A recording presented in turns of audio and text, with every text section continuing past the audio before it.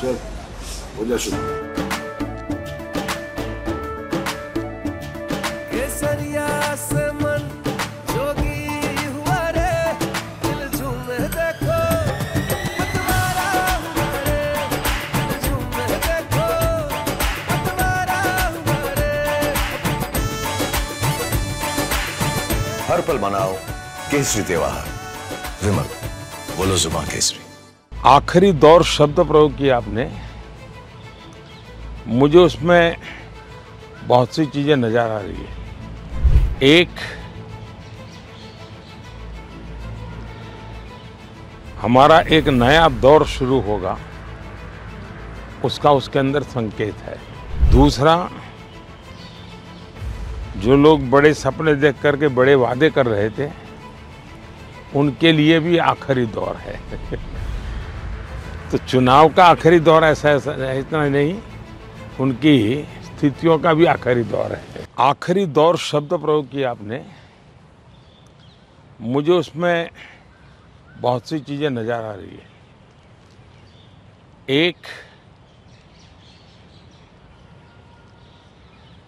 हमारा एक नया दौर शुरू होगा, उसका उसके अंदर संकेत है। दूसरा, जो लोग बड़े सपने देख करके बड़े वादे कर रहे थे, उनके लिए भी आखिरी दौर है। तो चुनाव का आखिरी दौर ऐसा इतना नहीं, उनकी स्थितियों का भी आखिरी दौर है। प्रधानमंत्री जी, आरक्षण इतना बड़ा मुद्दा इस बार कैसे बन गया? आप तो माइक्रोचिप्स और मैन्युफैक्चरिंग इस पे बात हो रही थी, लेकिन आपको बार बार हम आरक्षण पे बात करते हुए क्यों देखना पड़ रहा है? मुझे नहीं करना पड़ रहा है, मुझे सचेत करना है मेरे SC, ST, OBC और अति पिछड़े भाई बहनों को, क्योंकि इनको अंधेरे में रख करके ये लोग लूट चला रहे हैं। और चुनाव एक ऐसा समय है कि जो सबसे बड़ा संकट आ रहा है, उससे देशवासियों को मुझे जागरूक करना चाहिए।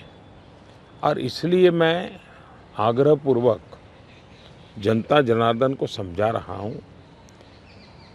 क्योंकि ये दो चीज़ें हो रही हैं। एक, भारत के संविधान की मूल भावना का हनन हो रहा है,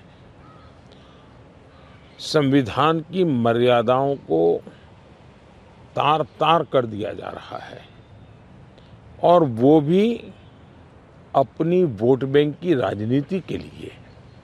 को एक मैसेज दे दिया है, जो लोग आशंकाएं करते थे उनको एक मैसेज दे दिया है। सर, ये क्या विंडिकेशन है 370 को जो आपने हटाया? इससे क्या लगता है कि आपका ये विंडिकेशन है कि जिस तरह से अब 370 ये सिर्फ एक 5-4 परिवारों का ही एजेंडा था जी। ये न कश्मीर की जनता का एजेंडा था, न देश के लोगों का एजेंडा था। ये अपने फायदे के लिए ये 370 की ऐसी एक दीवार बना के बैठे थे ताकि कोई झोंक न पाए, और कहते थे 370 हटेगी तो आग लग जाएगी। वो कहते थे 370 हटेगी तो कश्मीर चला जाएगा।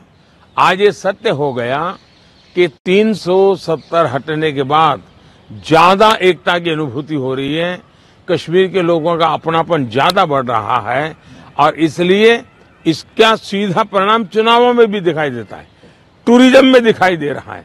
G20 समिट वहां होती है, बड़े शान से कश्मीर ने उनका स्वागत किया पूरी दुनिया का। और इसलिए ये कैसे झूठी दीवारें खड़ी कर करके देश को टुकड़ों में देखा गया, इसका ये उदाहरण है, और उसको मैंने ध्वस्त किया है।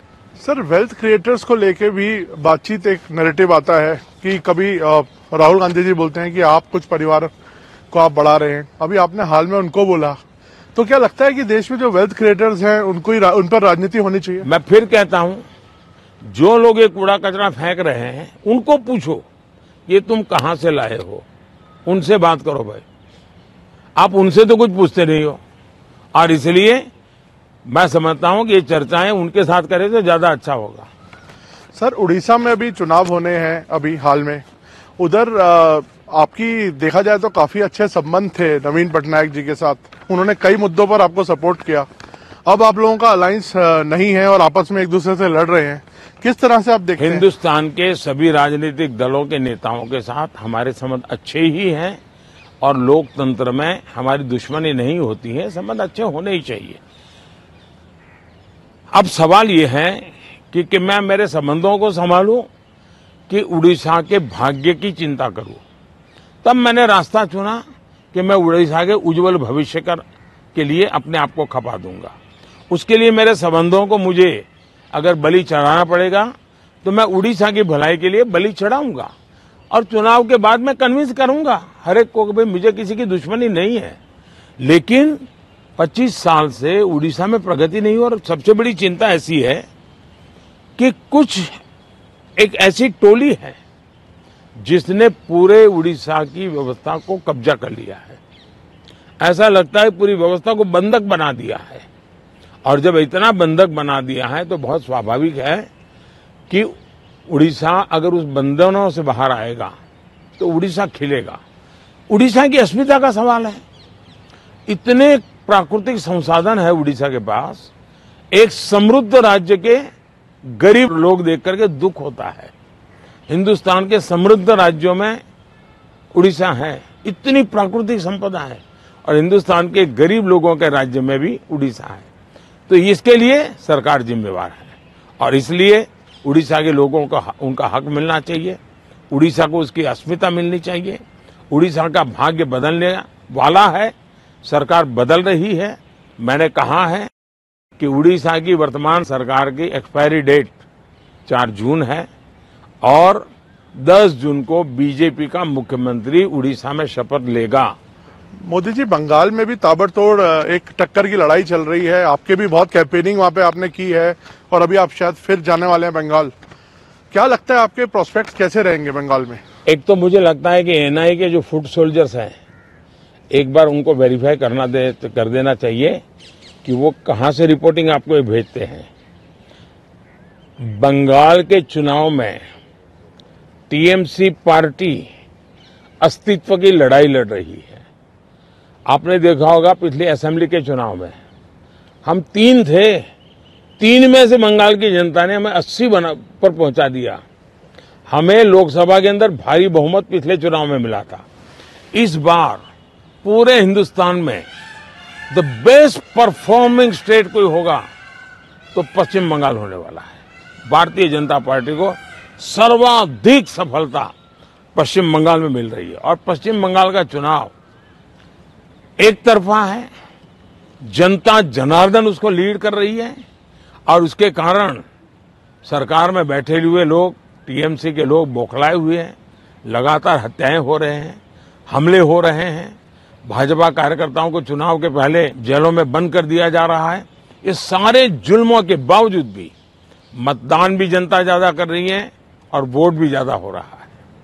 मोदी जी, आपके हिसाब से तो लगभग अब आपका तय है आना और सबको लगता है ऐसा, ज्यादातर लोग आपको प्रेडिक्ट कर रहे हैं कि आप वापस आ रहे हैं। तो मोदी 3.0 में ये देश क्या उम्मीदें रखे आपसे, क्या आपकी प्रायोरिटीज होंगी? विकसित भारत, 1 पॉइंट एजेंडा, विकसित भारत। चलिए, बहुत बहुत धन्यवाद भैया।